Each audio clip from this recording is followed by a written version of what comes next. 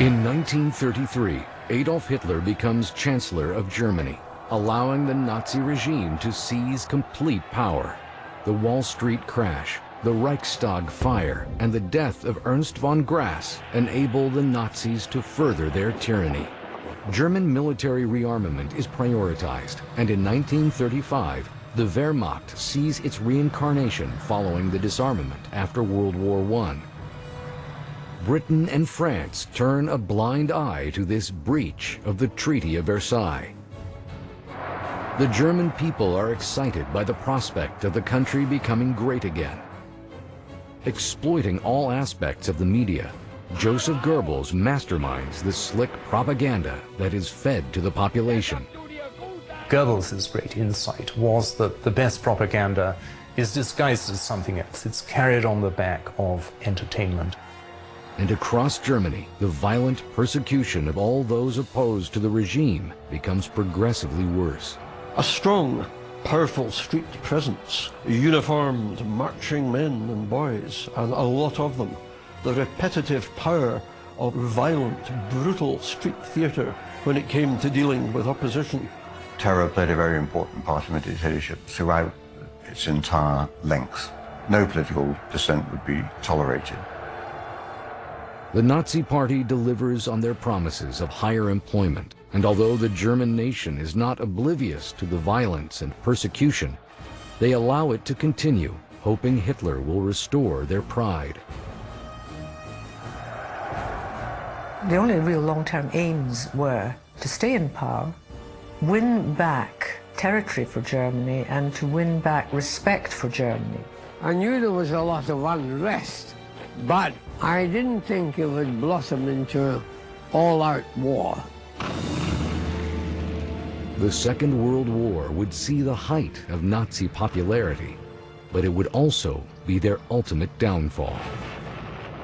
His idea is to refight the First World War, but on a better basis. His aim very early on is to conquer Eastern Europe. Once it became clear that victory was not going to be easy, then a great many German people realized that this had been a gamble and that they'd lost. He maintained his faith because it was a matter of will. He'd come to believe that he was a Messiah blessed by providence. He just believed that there was something of the divine about him.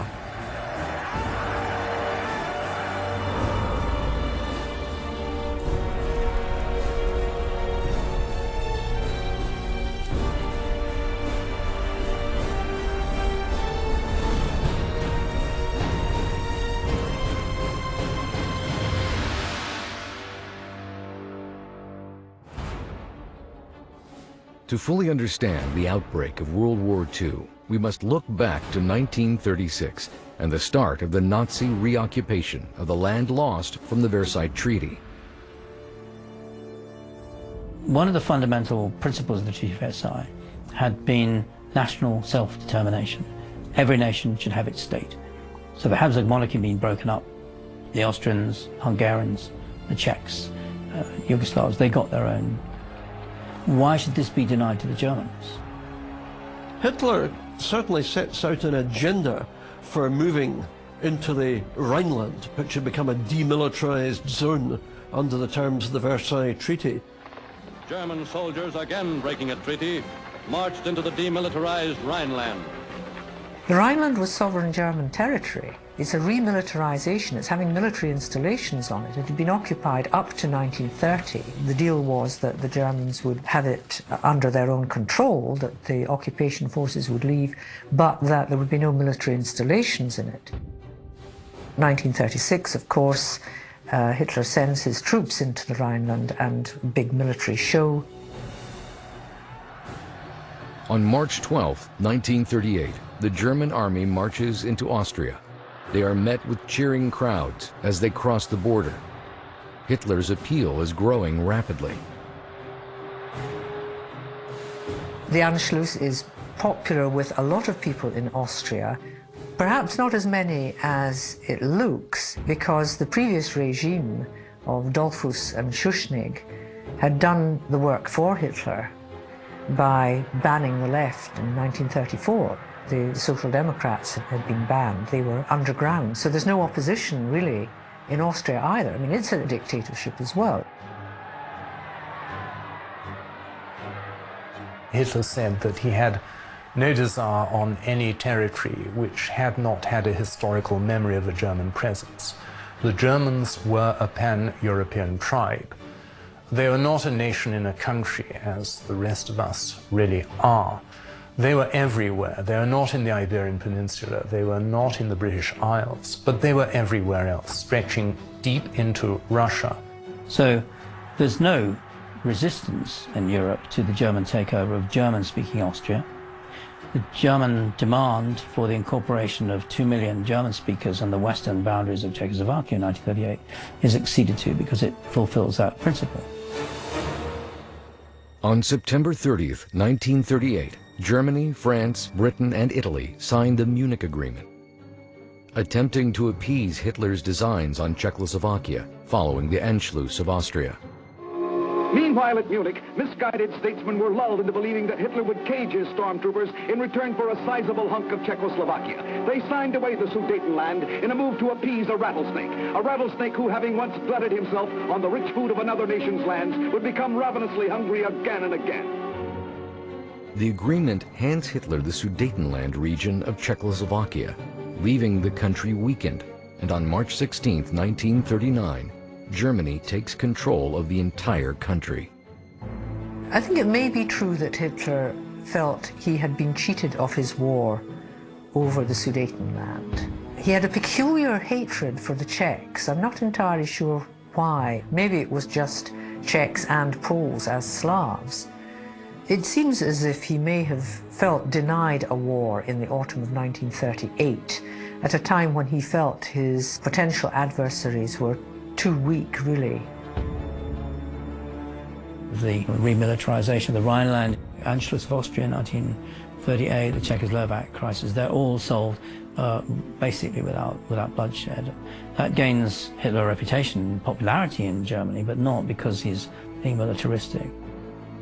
The sequence of territory gains made by the Nazis in the late 1930s returns the majority of land lost by the signing of the Versailles Treaty after the First World War. Winning the foreign policy successes of the 1930s without having to resort to war was a major gain that was appreciated by a lot of people and restored German pride in a big way. The turning point only comes in March 1939 when Hitler marches into the rest of Czechoslovakia, which is inhabited not by Germans but by Czechs. At that point, there's a general realization in political elites in other countries in Europe that he's after more than simply recreating a kind of German nation state. Hitler gambled on the fact they'd get away with doing these things without war, and his gambling instincts served him well.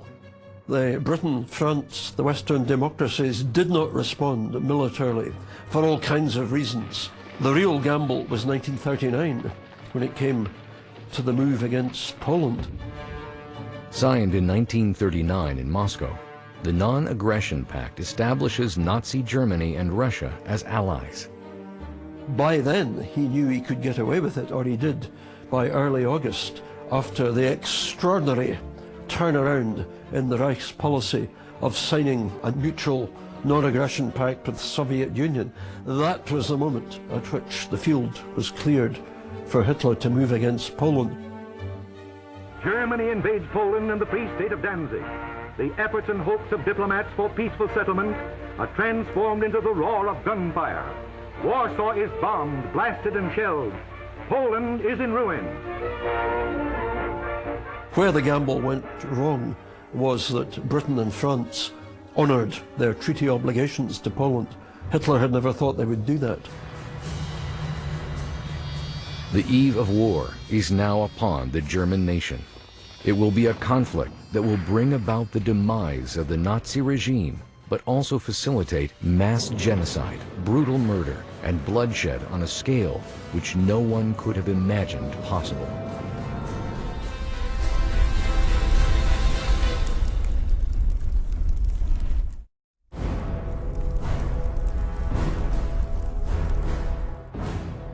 By 1939, territory gains made by the Nazi regime have been carried out with minimum bloodshed and resistance. The German nation is resilient. Their Führer is delivering. However, on September 1st, 1939, Germany invades Poland. With regard to the Treaty of Versailles, this attack is a step too far for Britain and the Allies. I have to tell you now, this country is at war with Germany. The Second World War has begun. The wrong of Versailles had been righted. They hadn't got Alsace-Lorraine back. They could live without them. The Polish corridor was the big issue territorially. They had that. They had Austria. People would have been very happy to leave it at that. But the war was not concluded. And you do get complaints, even in the autumn of 1939, this war has been going on too long. In the winter of 1939, Hitler unleashes his blitzkrieg upon Western Europe, and over the following months, Germany conquers many more countries. One victory after another, the fall of France, the fall of Belgium, the fall of Holland, the fall of Norway. All of this is a kind of ecstasy. I think the euphoria is partly that now it really is all over, and we've done really well. People were pretty pleased with that, and Hitler, it had been done under his leadership, so he got a lot of credit for that. The prophet is what he says he is. He is real. He is an earthly god by this stage. And of course, the trouble is he begins to believe his own mythology. Very rapid conquest with relatively little bloodshed, not much loss on the German side, very short war. All of this was treated with huge enthusiasm by the German people, partly because they then thought the war would come to an end. That was certainly enough for the overwhelming majority of Germans. I think that all those crowds you see in the newsreels waving flags and screaming, it's all true. I mean, they couldn't believe it, that in a few weeks they defeated an enemy they couldn't defeat in 4 years of grueling war. Hitler was one of the few people in Germany who welcomed another war. He wasn't scared. The First World War had made him somebody. But for other Germans, 2 million German men had been killed during the First World War, and an awful lot had been wounded. You just had to look at the maimed ex-servicemen on the streets. So it was a terrible prospect for an awful lot of people. In a drive as speedy as that to the Channel, Nazi units pushed southward and rapidly outflanked the famous French Maginot Line. Following France's surrender, Hitler arranges for an armistice between Germany and France to be signed in the same train carriage in the same location that had been used 22 years earlier for the signing of the Armistice of 1918. Reaching the English Channel in May 1940 and causing the retreat to Dunkirk by outmaneuvering the British, the German army appears to be the far superior force. Britain is on the brink of seeking terms with Germany, but Winston Churchill argues that nations that go down fighting rise again, but those that surrender are finished. Hitler gave a rather empty speech offering peace terms which weren't very specified to Britain, and when Churchill rejected them, there was universal outrage and incomprehension in Germany. Churchill knew that a peace with Germany at that point would mean German control over Britain would get greater and greater. He would probably be ousted. Fascists like Mosley would become the prime minister. That it would be, in effect, a surrender in stages. He was quite right to reject this very vague peace offer. But an interesting aspect of this is his view of Churchill, whom he respected as a fellow artist. And for a long time, his plan for Churchill in the event of German victory was to just leave him in a country house where he could paint and not spring him up like all the others or put him in a concentration camp. Trying to bomb Britain into submission over the winter of 1940-1941 was a huge miscalculation. They did not have the offensive air power to do it.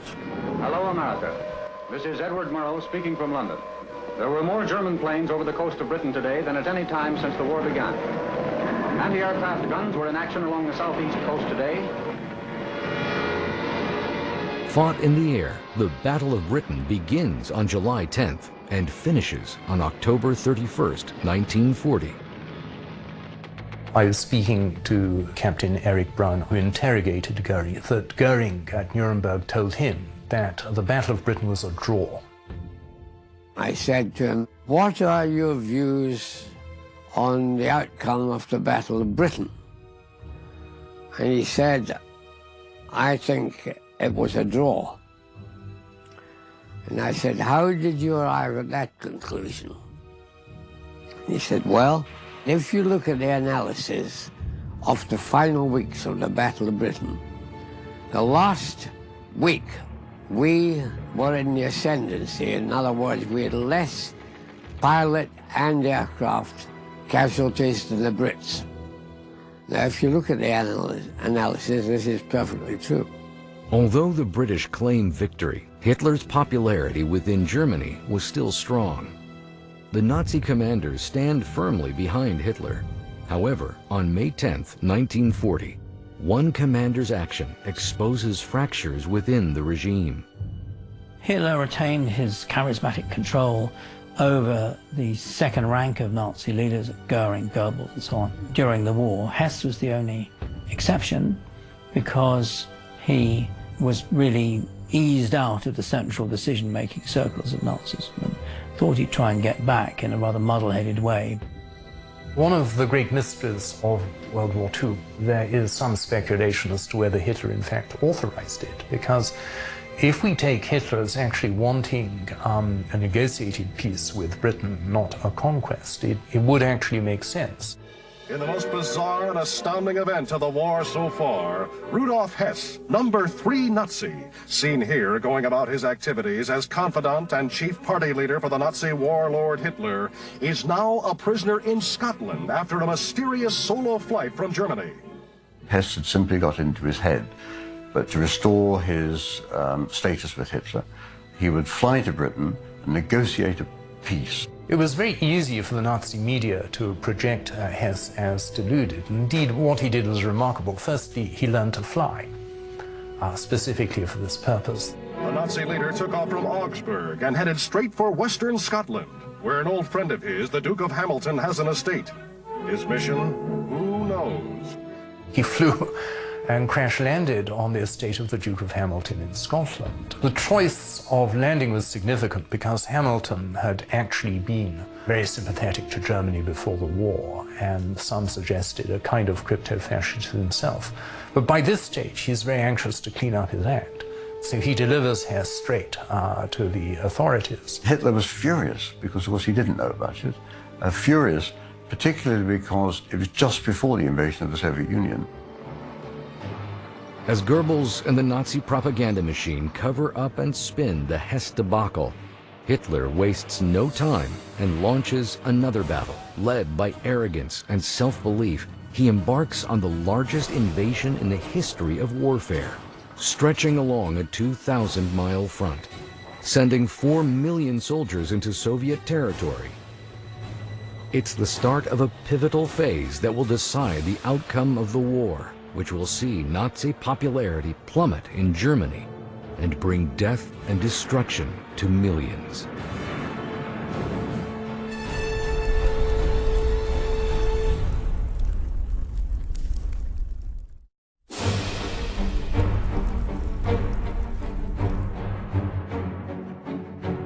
(1940), the height of Hitler and the Nazi regime's popularity within Germany. The Battle of Britain was a failure, but support is still strong despite Hess's flight to Scotland. Hitler's own self-belief convinces him to march on Moscow and conquer Russia, the very campaign that Charles XII and Napoleon had failed to achieve before him. In a sudden coup, Germany's military might has been thrown against her former ally, Russia, in a gigantic attack by land as well as by air, along a 2,000-mile front from the Arctic to the Black Sea. At first, he was lucky. His self-confidence paid off. Took the Rhineland and walked into Austria. All that built up his self-confidence, not only with the people, but with himself. This was the dangerous thing. There were two reasons why Hitler attacked the Soviet Union. First of all, it was a way of bringing Britain to terms, because he thought already in 1940 that he wasn't going to conquer Britain by force. He was going to have to leave Britain totally isolated without any allies at all, and if he conquered the Soviet Union, the British surely would see sense they'd have the entire continent against them. Secondly, his derision of the Bolsheviks, them being inherently incompetent, and his racial dismissal of the Russians. He believed it would collapse like a house of cards. The Bolshevik state was rotten to the core. You had only to kick the door in and the whole edifice would come crumbling down. That's what they thought. And I think, flushed with success from the Blitzkrieg in Western Europe, they thought all they had to do was attack. In a way, it was a bit silly, actually, because that had been the mentality of 1914. With a bit of luck, if he had gone earlier, he may have succeeded in temporarily conquering Russia. Today, American news agencies report Russia is strongly counterattacking, and that less than 1/50th of Russia's vast area has been invaded. These pictures show then the beginning of the Blitz that turned into a siege. There was some encouragement in that Stalin had done a great deal of damage to his armed forces through the purges of the mid-later 1930s. But how Hitler would ever police it for the rest of his time, I don't think he'd even begun to think it through. Panzer troops in action. From the Baltic to the Black Sea, great clashes between Russian and German tank squadrons have been reported. In the autumn of 1941, the Germans were on course, just cutting through butter, going to take Moscow, going to take Leningrad. And they didn't, and they were stopped.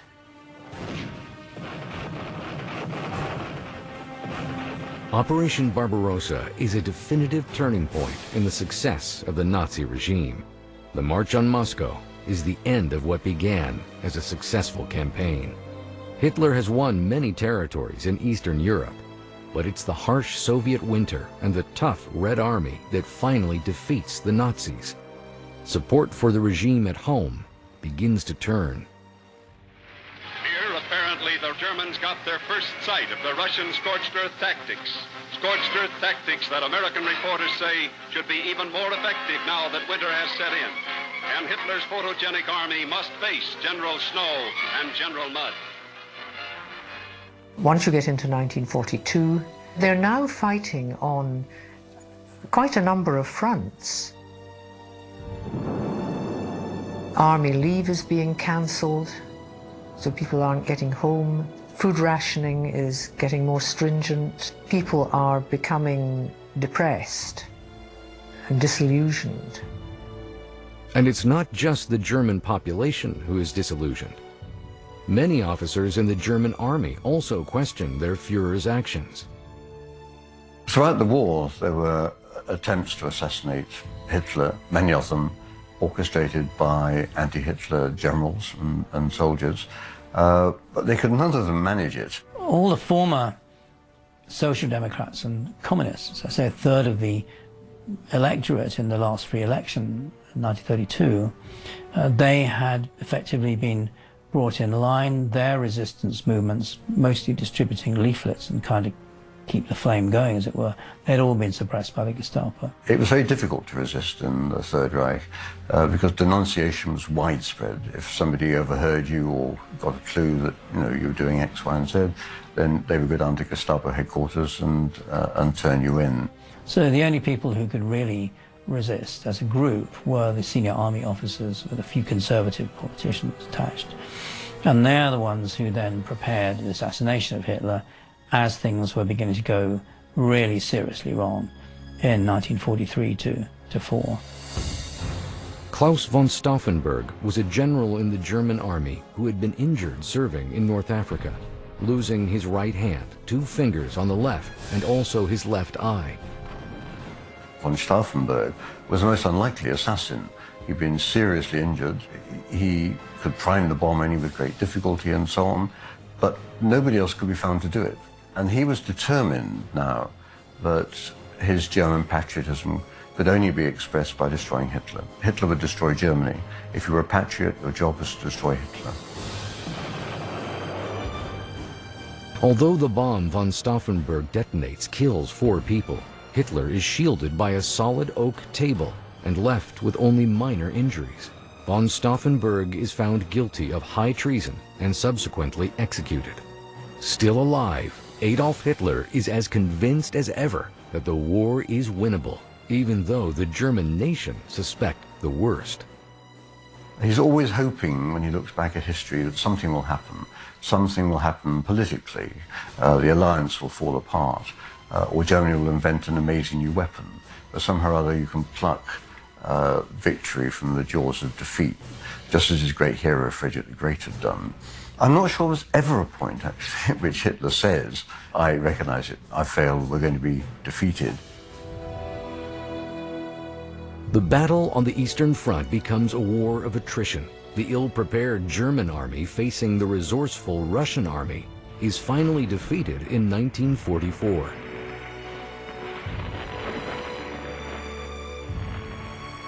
One unforeseen result of the eastward attack: the more territory Hitler gained, greater was the Jewish population he acquired. The war changed everything, and Germany's victories across Europe and then in the East after June 1941, from having a population of 600,000 Jews in 1933, the number of Jewish people under the Reich's, in inverted commas, administrative military control soared to many millions of people. Hitler's problem, self-inflicted problem, is he attacks Poland and the largest concentration of European Jews falls into his hands. And as he moves elsewhere in Eastern Europe, more Jews come under his rule. The original idea had been to expel German Jews from Germany, and Jews were expelled into Poland, for example. But that doesn't solve the problem once you've invaded Poland. The Madagascar Plan is a plan to establish a Jewish colony on the African island of Madagascar. It is subsequently shelved in 1942. I don't think anybody ever asked Madagascar to settle a Jewish colony there, to ship out European Jews, but that was, I think, was never really going to come to anything. There had been talk about enforced deportations of a captive Jewish population out of Germany, out of Europe. How were they going to do that? That, by its very nature, would have been a brutal, murderous exercise. The Wannsee Conference is a meeting of Nazi officials in a suburb of Berlin to establish a final solution to the Jewish problem. They formalized the operation of the Holocaust while it was already underway, while it had already started. People like Eichmann, Heydrich showed up to take the decisions in a chillingly managerial way. No need for Hitler to be present. They didn't need him. They knew Hitler would sanction what they were going to do. The extermination camps operate around the clock, and in the final acts of this brutal conflict, Hitler unleashes one final command that tests the futile resistance of his party faithful.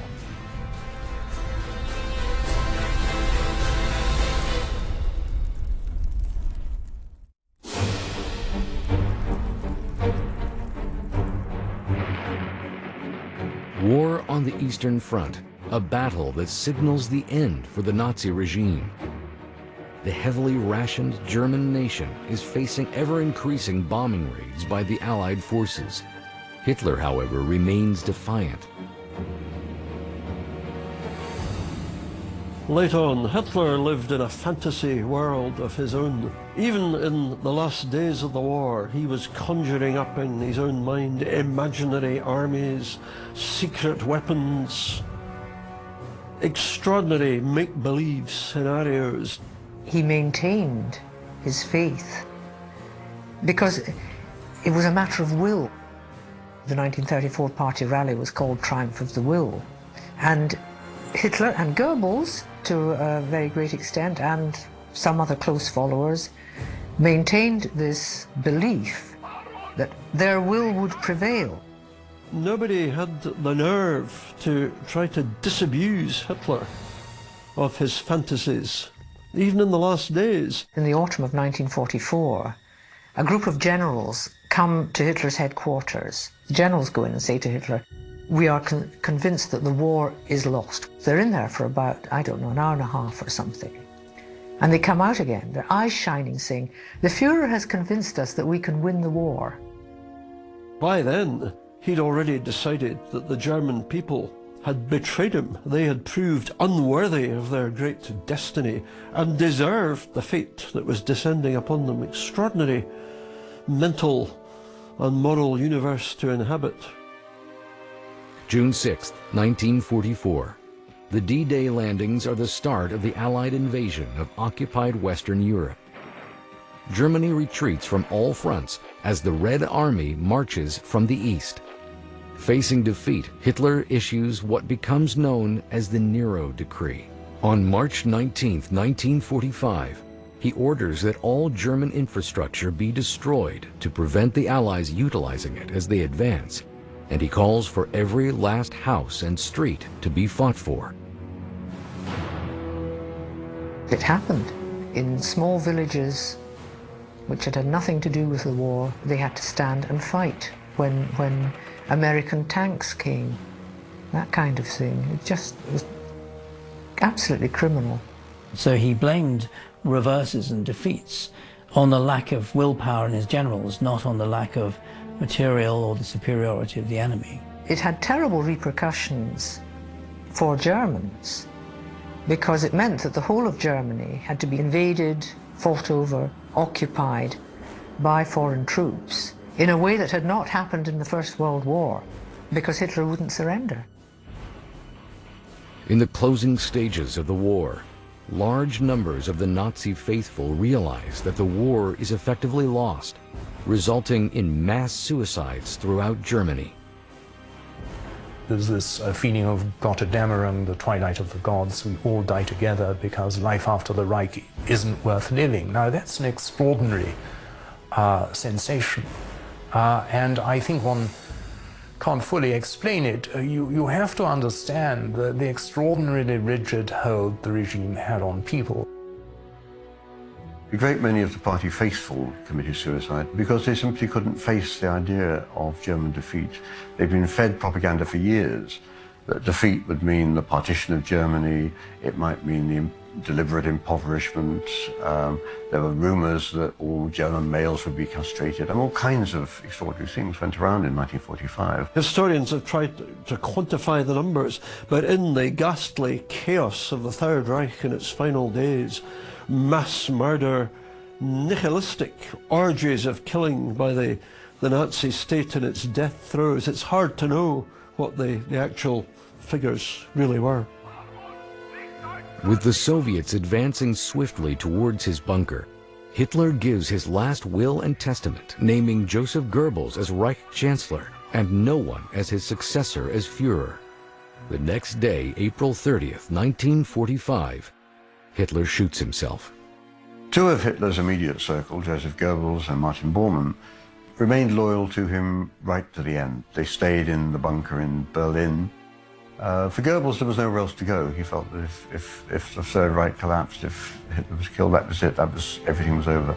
An extraordinary sense of apocalypse seemed to overtake them, and they felt that that was the only course of action open to them. On May 1st, Joseph Goebbels and his wife Magda commit suicide. But before doing so, kill their 6 children by drugging them and then poisoning them with cyanide. Both Himmler and Goering commit suicide as well, but not before they are interrogated by the Allies.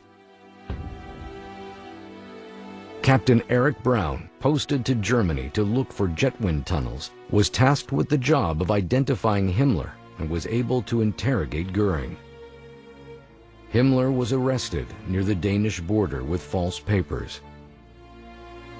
The warrant officer phoned headquarters at Lüneburg and said, "We've picked up somebody who we think might be Himmler. Could you come up and identify him? You said when you saw Himmler in civil life that he used to walk with a slightly peculiar gait. And could you come up and try and identify this guy?" So I went up to Barnstedt. As soon as I walked in, I knew it was Himmler. I mean, even without making him walk. Absolute coward. I think he was frightened out of his life, always trying to evade anything that directly threatened him. Accompanied by these two SS men, Heinrich Himmler, most hated man in Europe, was captured by British troops outside this town. Concealed in Himmler's mouth was a tiny vial of deadly poison. While being examined, he swallowed it.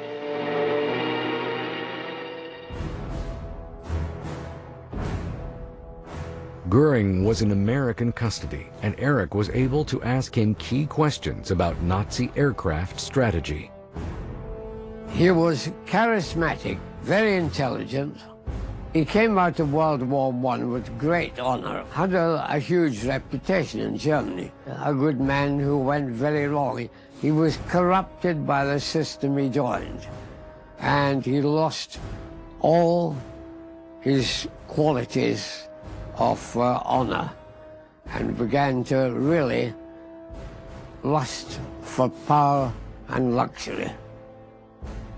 That, of course, was his total downfall.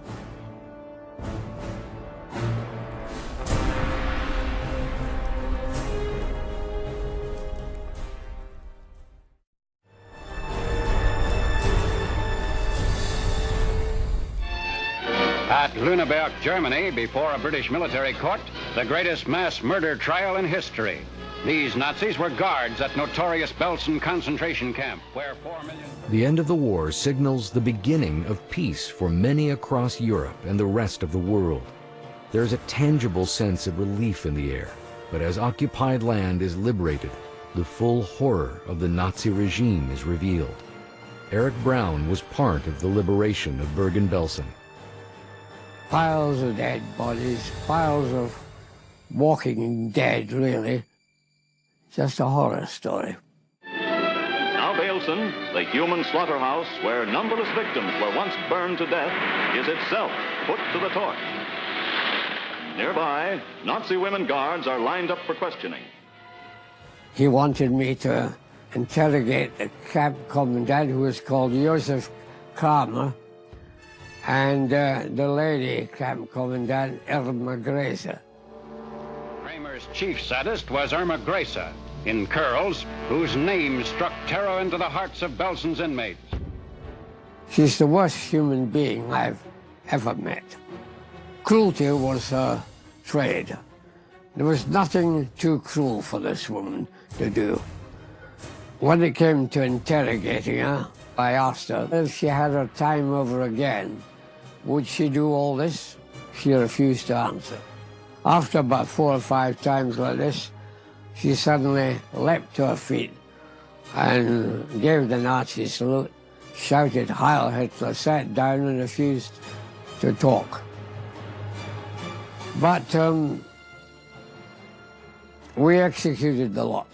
You can hardly defend yourself when outside the window there's a pile of bodies as high as the ceiling in a pit. Newsreel films of the atrocities at Belsen shocked the world. Even death for Kramer and his gang cannot avenge the crimes of the beasts of Belsen. What began as Hitler's anti-Semitic beliefs in the wake of World War I ended with what we now know as the Holocaust. 6 million Jews are murdered, along with tens of thousands of gypsies, homosexuals, communists, mentally ill and disabled. In the aftermath of the war, Allied forces staked their own territorial claims, dividing the conquered nation. Germany in 1945 was an extraordinary mess. 60% of its urban area had been obliterated from the air. Germany was occupied by the Allied powers, the Soviet Union, the French, British and Americans, very heavy military occupation. It was economically impoverished. It was difficult to see, in fact, in 1945, where Germany was going to go, how Germans were going to survive. Widespread hunger, even starvation in places. There were all kinds of measures to stop any recrudescence of Nazism. Nazi laws are revoked. There's a re-education effort of trying to educate Germans in the evils of Nazism. But in a sense, that's all less important than the fact that Nazism had brought, in the end, nothing but death and destruction. After the war, the nation of Germany is split in two. The Soviet-occupied area to the east becomes the German Democratic Republic. The area to the west, occupied by Britain, France, and the US, becomes the Federal Republic of Germany. This division is most notably illustrated in Berlin. The Berlin Wall is erected in 1961 and would be a chilling visual reminder of a nation divided. I was sent back to Germany in the mid-1950s. I found it difficult to reform relationship with some of them, whom I knew what they had done in the war. But in general, I realized that some of them had been led like sheep to the slaughter. I think post-war Germany is a great epic in the act of remembrance and admission. For a nation to confront its guilt like that is extraordinary, because a lot of other nations have a lot of other skeletons in the cupboard. Hitler remains a source of intrigue for many people throughout the world. Hitler exerts a kind of fascination that you could never really imagine. We spend so much time writing books, programs about Hitler and so on. I think Hitler would have been amazed by the extent of historical attention that's paid to him. You'll always get young bloods who will be attracted to the style of the Nazi regime. They've actually given us the image not of themselves, but of their ideal. It is an extraordinary story, how this nondescript man, stateless, radical politician with a whole lot of wacky ideas in the 1920s could suddenly become Germany's dictator, then unleash the largest war and embark on the biggest crime the world has ever known. And I think that the public, 70 years on, is still fascinated by those paradoxes. Today, Germany is a nation united. The economic miracle that West Germany experienced in the 1950s, supported by the Marshall Plan, allowed them to develop a strong economy and political stability. The real miracle, however, is credited to the people of Germany. By confronting their own brutal history, they have allowed the world to learn from the mistakes made in their past. Although persecution, hatred, and war are still a global problem, Germany has sanctioned its history as the marker of a cruelty which should never again be repeated.